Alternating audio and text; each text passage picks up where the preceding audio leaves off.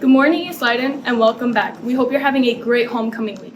I'm Darla. And I'm Joanise, bringing you the Eagle update for this week. In this episode, Team Field reports cover a number of topics. Our first group covers homecoming and the pep rally.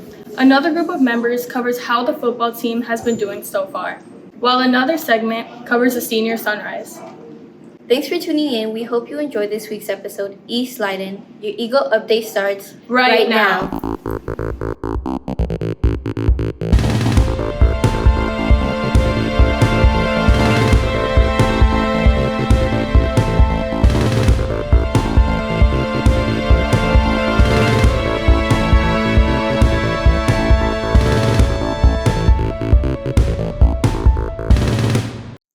This year's football team is off to a record start of winning 3 games. They have started the season off with positive vibes and hopefulness of making it to the playoffs. All the players have put in lots of effort and have determination to prove themselves and show their growth. A winning record going on right now. We've won some games that I think people didn't think we were going to win. Yeah, we started off really strong this year. It's 3-1. That's like the first time in like I don't know how long, but yeah. 3-1. We haven't started off with this good of a record in a long time. The team is looking good. Obviously every year our goal is to make the playoffs, and they've put themselves in a position to do that this year. I've seen growth with like us speaking to each other. Like honestly, last year's team, we weren't like friends with each other really. Like it felt like we didn't really like each other. But like this year's team is like we speak more, and like we respect each other way more. Yeah, we're winning. So, yeah, there's a different feeling this year. In the past couple years, we've had good teams. We just, had maybe some bad luck. But, yeah, I think this year's team has a great attitude and brings a lot of energy. This is Leiden going up against Proviso East. Throughout the game, Leiden held their own and beat the Pirates. As coaches, we always look to put our players in the best position possible. The first couple games of the season, we're always finding out the identity of the team. What are we going to be good at? What are our weaknesses going to be? What are our strengths going to be? My role as a quarterback is kind of being a leader, being a vocal leader, just being that type of person where hopefully the team kind of like piggybacks off of what I do. I feel like as a receiver, I have to be a diva. I have to trash talk, get hyped, you know what I'm saying? But that's like me personally as a receiver. I'm still like, I feel like I'm a quiet person. I'm also a leader on the team. So like, I feel like I also have to get it going, making plays and stuff. Hoping to make the playoffs. We got to get it done. We got to win at least 5 games to be eligible. 6 games gets us in for sure. We have a tough part of our schedule coming up. So we need all support we can get at homecoming and down the road. Probably the biggest lesson I've learned from being on a sport is probably always to keep your head up no matter what. Even though you could be losing 38-0, you still got to keep your head up. For me, it's like if you make a mistake, you're on to the next play. So I take that like in real life. Like if you make a mistake in real life, you just move on from it and just do better and learn from it. This team has done the work in the off season. They've done the work in the summer. It's a cohesive team, and they're playing really well right now. As hopeful as the football team is to make it to the playoffs, so are we. Make sure to come out to the homecoming game and come support the Leiden Eagles. While students deal with checking off the annual homecoming to-dos that consist of finding a date, dress, shoes, hairstyle, jewelry, and more, student council members have the add-ons of homecoming take-home gifts, decorations, themes, vibes, and overall ideas. I'm in charge of all things homecoming, Junior Olympics, and just making sure that our student government runs smoothly. This year, as any other year, student council members hear both negative and positive feedback from students on their homecoming decisions. People were kind of like a little bit skeptical, like, oh, what is this? But once they kind of understood the vibe of it and that it's just more like fun under the big top, like big, bright, colorful, everything. They kind of got the idea more of that. It wasn't like clown and silly. It was more just like having fun and celebrating our 100th year. StuCo members want the Leiden student body to understand their visions on this year's homecoming theme. This year, we're thinking Lighten Under the Big Top, so very big, bright, fun, colorful, like circusy vibe. It's not meant to be so silly as it seems, and it's just more for a purpose of decoration and, giving the homecoming a name this year. Student Council welcomes feedback every Monday after school in room 152A. A lot of times people are upset about things that they don't make an effort to change. And so therefore, if you were to come to meetings, if you were to express your ideas and voice your opinion, then things could go your way. We are here to work together. We are here to listen to your ideas and listen to your thoughts and your concerns.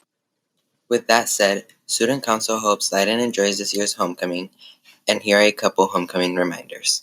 Homecoming is October 5th, and it's from 7 to 10 p.m. at West Leiden. Everyone is allowed to attend homecoming, and if you have any specific questions based on your academic standing or anything like that, ask your counselor or your dean for more information on that. I feel really tired. I'm not awake yet, but I'm here, lights are on, nobody's home.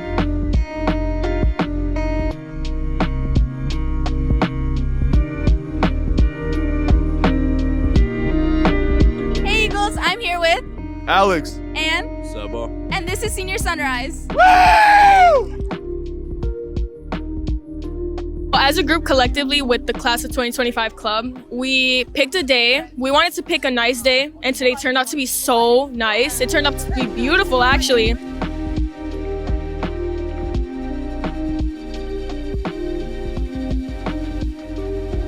It was a great turnout. I think more than 100 people showed up to our last year. It was 25. Pretty good. It was kind of a nice bonding experience. Everyone's spending time together. I think it's a good way to get us to come all together as seniors. I think students really need to know that there's help out there, and it should be all year round, not just Suicide Prevention Month. Throughout September, Operation Snowball gave ribbons to all extracurriculars to show their support and help spread awareness for Suicide Prevention Month. So Operation Snowball is basically a community of caring, and basically we do drug and alcohol prevention and mental health awareness. This year we did Suicide Prevention Week, and we just kind of set up a table. We had people come up. They were able to write down things that they've been struggling with or dealing with in a box, and it was all confidential. We're not reading them. We had bracelets, we had pins, we had stickers, just to show your solidarity. I'd say have a good support system, have friends they can always talk to, have trusted adults they can always talk to when they have issues. In terms of suicide prevention, you can always call or text 988. They always have really good resources. Just kind of start talking with people about how if you've been struggling with something, or just kind of open up to people. Just communication is really key.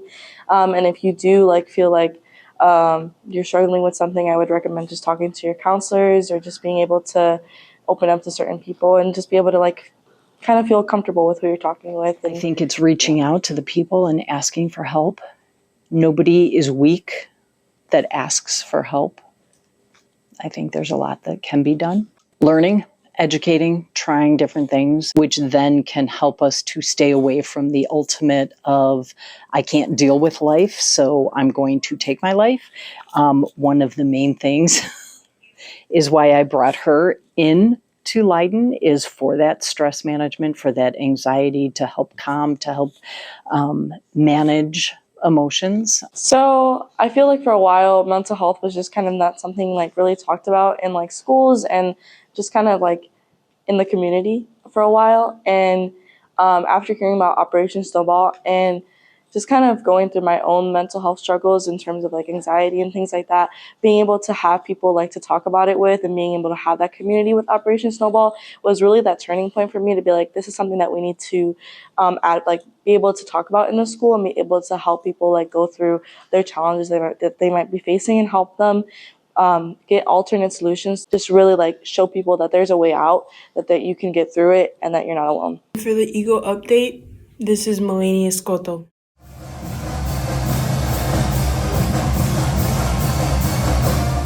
it's a way to bring people together. It's a way to get everyone engaged. You know, we have our band, we have our tons and tons of sports that play throughout the fall. I love the pep rally. Mainly because I love the cheerleaders and I love the Leidenettes. I just love watching them. Yeah, I'm excited for the pep rally. Oh, people got to show up, though. People got to show up. I did football for 2 years, and now I'm going to be on the field, like walking out. It's kind of surreal, to be honest. You do all this stuff, you work super hard for 4 years, and then it just comes to an end. If you do go, then you get to see everything early. You get to know what there is to do during fall. I hope people show up, but I'm definitely excited to see who wins. Knowing that people actually voted me as a representative of Leiden is a great honor to hold. You know, the younger kids, they're gonna want to do good in school. They're gonna want to be on the path to excellence, and in order to reach that status of trying to be Hoko King, Prom King.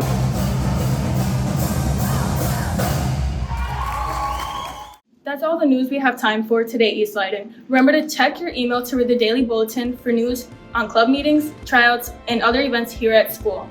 If you got any ideas for future segments, send an email to Mr. Rossi. We look forward to telling your stories. For the Eagle Update, this is Joanne and Darla, signing off.